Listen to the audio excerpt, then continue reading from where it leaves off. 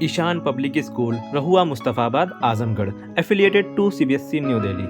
At this school, discover your potential with excellent teachers and top-notch facilities. The indoor assembly area for 3,000 students is enclosed to protect from sun, rain and dust, and it's well equipped with multiple fans for effective cooling. The school has a spacious and beautiful playground which includes kabaddi court, volleyball court and basketball court. The school provides good care for students with a 5 to 6 bed medical room for health issues. थोड़ा सा size का issue है, थोड़ा और better हो सकता था। अब अपनों की पसंद नापसंद का ख्याल तो अपनों को ही रखना होगा ना। पसंद आपकी, वक्त आपका। इजूशा डायमंड ज्वेलरी, हमारा सपना अब हर कोई पहन सके हीरा।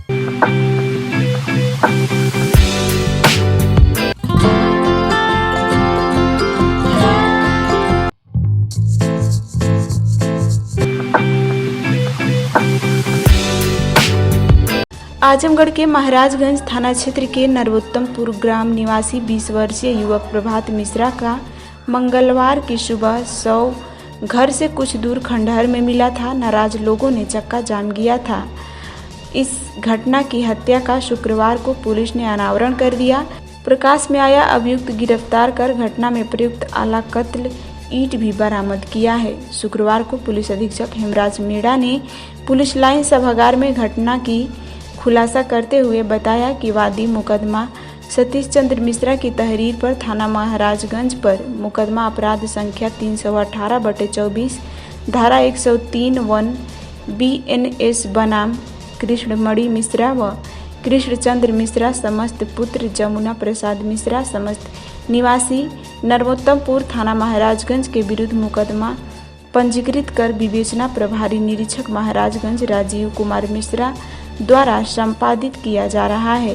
विवेचना के दौरान साक्ष्य संकलन से अभियुक्त रामचंद्र मिश्रा पुत्र शीतला प्रसाद मिश्रा का नाम प्रकाश में आया था। नामजद आरोपी की नामजदगी गलत पाई गई।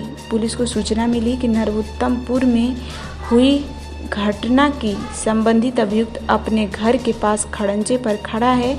इस सूचना पर मौके पर पहुंची पुलिस और अभियुक्त रामचंद्र मिश्रा पुत्र शीतला प्रसाद मिश्रा उम्र करीब 35 वर्ष को नरोत्तमपुर खड़ंजे से गिरफ्तार कर लिया। उसकी निसंदेही पर घटनास्थल से हत्या में प्रयुक्त आला कत्ल ईंट व खून से सनी टी-शर्ट बरामद किया। गिरफ्तार अभियुक्त ने बताया कि प्रॉपर्टी के विवाद को लेकर अभियुक्त ने अपने भतीजे मृतक प्रभात मिश्रा की हत्या किया है। अभियुक्त के पिता शीतला प्रसाद मिश्रा ने मृतक प्रभात मिश्रा की मां के नाम 2.5 बिस्वा जमीन की रजिस्ट्री कर दिया था तथा हाल ही में एक जमीन के सुलहे होने पर प्रभात मिश्रा के परिवार को 10 लाख रुपए मिले थे तथा अभियुक्त को कोई रुपया नहीं मिला था। 5 अगस्त 2024 को अभियुक्त चोरी छिपे कटहल तोड़ने गया था। जलती हुई टार्च की रोशनी देखकर मृतक वहां पर आ गया तथा दोनों में कहासुनी हो गई। अभियुक्त ने सोचा कि सभी भाइयों में मृतक एक इकलौता वारिस है, इसे खत्म कर दिया जाए तो ठीक रहेगा और अभियुक्त रामचंद्र ने मृतक के ऊपर ईंट से प्रहार कर उसकी हत्या कर मौत के घाट उतार दी।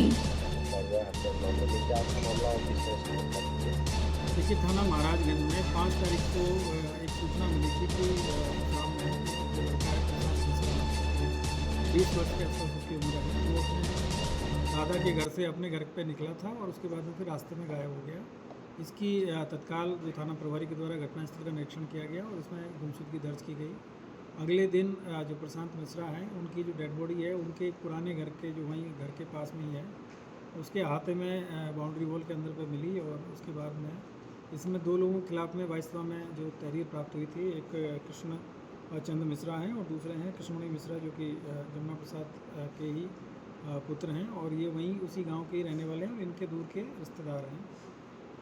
उसी पे हमारी जो टीम है इसमें लगातार इसमें चूँकि घटना थोड़ी सी इस तरह की लग रही थी कि लड़का अपने दादाजी के घर से अपने घर जाने के लिए निकला और उसके बाद में रास्ते में गायब हो गया और जब ये सारी चीज़ों की जांच की गई तो पता चला कि जिनके ऊपर आरोप लगाए हैं वो अपने घर पे ही थे उस समय। तो थोड़ा सा इसमें संदेह हो रहा था कि घटना में हो सकता है कोई और लोग भी शामिल हो। हम लोगों ने इसमें जो भी विधिक प्रक्रिया है उसको अपनाते हुए पहले इसको मुकदमा पंजीकृत किया गया, उसके बाद में इसमें टीमें गठित की गई पोस्टमार्टम रिपोर्ट है उसमें भी जो कॉज ऑफ डेथ है वो ब्लंट ऑब्जेक्ट इसमें आया था। तो उसके बाद में जो जांच पड़ताल की गई तो इसमें जो मृतक हैं प्रशांत मिश्रा, उनके जो चाचा हैं रामचंद्र मिश्रा, इनका इसमें नाम प्रकाश में आया है। और जब इनसे संदेह के आधार पर जब उन्हें पूछताछ किया गया तो फिर इनके द्वारा जो जुर्म है उसका इन्होंने इकबाल किया और इन्होंने ये बताया कि जो इनके जो पिताजी हैं, मतलब जो मृतक हैं उनके जो दादा हैं, उसके द्वारा जो मृतक को काफ़ी प्यार वो करते थे। तो कुछ इनको ये लग रहा था कि उनके जो दादा के नाम पे जो प्रॉपर्टी है वो भी इनको मिलने वाली है। और पहले भी जो दादाजी ने, इनके जो माँ हैं, जो मृतक की माँ है, उसको कुछ ज़मीन अपने छोटे भाई की जो ज़मीन थी, जो कि पहले इनका कोई पैसे का लेन देन था, तो उसमें इसकी माता के नाम पर ज़मीन करा दी थी। तो इसको ये रहता था कि जो मृतक है वो 3 भाइयों में एक अकेला लड़का था, बाकी इनके यहाँ पे लड़कियाँ हैं। तो इसको ये लगता था कि जो सारी ज़मीन है जो दादाजी के द्वारा इस लड़के के नाम पे कर दी जाएगी तो मुझे कुछ नहीं मिलेगा। और एक इनका और एक ज़मीनी विवाद किसी थर्ड पर्सन से चल रहा था, जिसमें कि मृतक के पिता के द्वारा जो केस है उसको वापस ले लिया था कोर्ट से, उससे समझौता कर लिया था। और इसको ये संदेह था कि उस जो इन्होंने जो कॉम्प्रोमाइज़ किया है उसमें भी इन्होंने पैसा लिया है करीब 10 लाख रुपये, जिसमें से भी इसको हिस्सा नहीं मिला। तो इन्हीं सब चीज़ों के दिमाग में उसमें चल रही थी। इसी के उसमें इसने जैसे ही जो मृतक है जो अपने दादा के घर से निकला है तो ये पीछे पीछे आया और उसको बहका के और जो पुराना इनका घर था वहाँ पे ले गया और वहाँ ले जाके इससे सारी चीज़ों के बारे में जानकारी करना चाहा। जब लड़के ने बताने से मना किया तो फिर इसने उसको पीटा और पीटने के बाद में उसने भी प्रतिरोध किया। तो उसी दौरान फिर इसने वहीं से जो ईंटा जो पड़ी हुई थी उसको निकाल के और उसके ऊपर प्रहार किया और उसके चेहरे पे, उसके सिर पे कई प्रहार किए और उसी पे वो वहीं पे फिर वो बेहोश होकर गिर गया और फिर उसकी डेथ हो गई। और उसके बाद में ये वहाँ से जाके अपना कपड़ा वपड़ा सब ठीक किया और उसके बाद में इसने भी एक एलिबाई क्रिएट करने का प्रयास किया कि मुझे भी कोई आदमी आया था जो पीछे से मार के भाग गया, मैं उसको पहचान नहीं पाया हूँ। तो इस पर पहले संदेह नहीं किया घर वालों ने, लेकिन बाद में हम लोगों ने पूछताछ किया गया तो इसने अपनी सारी चीज़ें एक्सेप्ट की है और इस लोग को आज गिरफ्तार करके जेल भेजा जा रहा है और इसके खिलाफ विधिक कार्रवाई इसमें की। मोटो सिर्फ प्रॉपर्टी था सर?